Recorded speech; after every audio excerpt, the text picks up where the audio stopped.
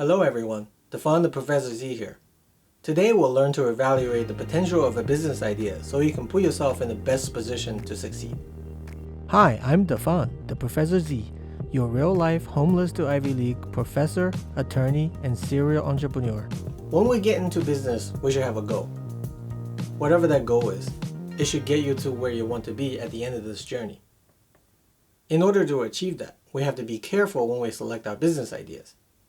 We want to make sure that we select an idea that can actually get you there, instead of falling short. So how do you do that? I have 3 things you should pay attention to.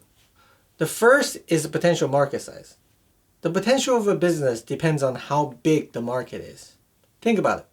The money-making potential of any business depends on how many customers they can have. For example, you open a movie theater. You have one screen and it sits 50 people.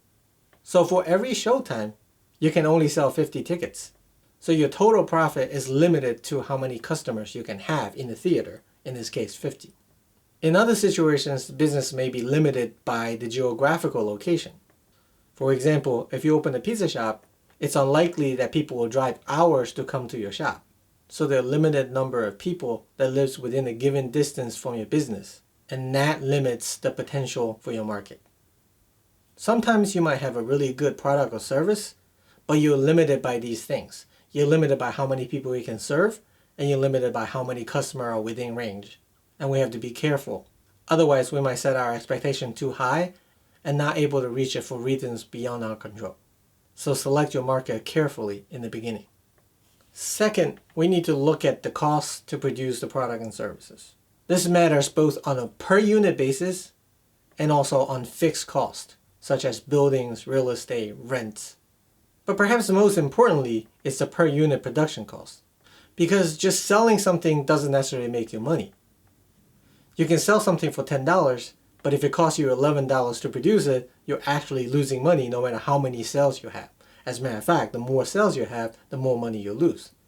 So you need to be able to produce a profit on every sale by limiting your costs and expenses. Generally, we think for a retail business to be successful, or the amount of money for you to produce or buy the product should be less than 50% of your selling price.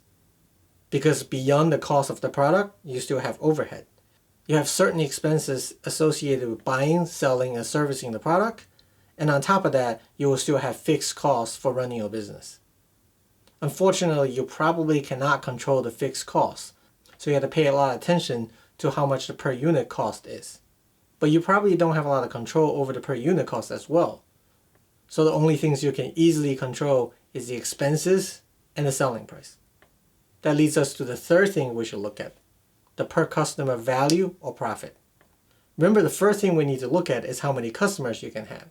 So obviously it makes sense, the more money you can make per customer, the bigger money-making potential your business has. Remember, it's hard work to get customers. So for every customer that comes to the door, you should look at maximizing the profit off of that customer. Once they become a customer, they're likely to become a repeat customer. So maximizing their value, both per transaction and over time, is very important. So those 3 things really work hand in hand. One, you need to find enough customers in order to give you that potential. Second, you need to make sure that the expenses and cost per unit is low enough or your price is high enough so you can generate a good profit. Third, you need to make as much profit off of each customer as you can in order to maximize the value of that customer. So in a simple calculation, if you time the value per customer to the number of customers you can have is your total potential market. Now some of you might think, if that's the case, why don't I just raise my price? But unfortunately, customers are sensitive to the price. And price sensitivity is based on market condition and your product.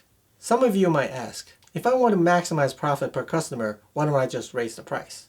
That's one approach, but it doesn't always work. You see, customers are sensitive to price, and this price sensitivity depends on market conditions and the product and services you sell.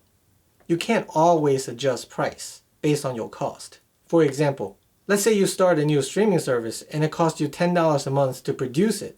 Unfortunately, you're stuck with that $5.99 to $9.99 price range, because the customers are only willing to pay that price. So here, you're constrained by the price sensitivity of the customer, and the price is not elastic. So unless you can reduce the cost of producing that service, that business is probably not going to be successful. This is only a broad 10,000 feet overview of looking at business potential. In the future lecture, we're going to do some hands-on calculation of your market. Again, this is Dafan, the Professor Z. If you like my simplified mini lectures on entrepreneurship and business topics, please subscribe to my channel. I look forward to accompanying you on the journey to success, freedom, and satisfaction. Be successful.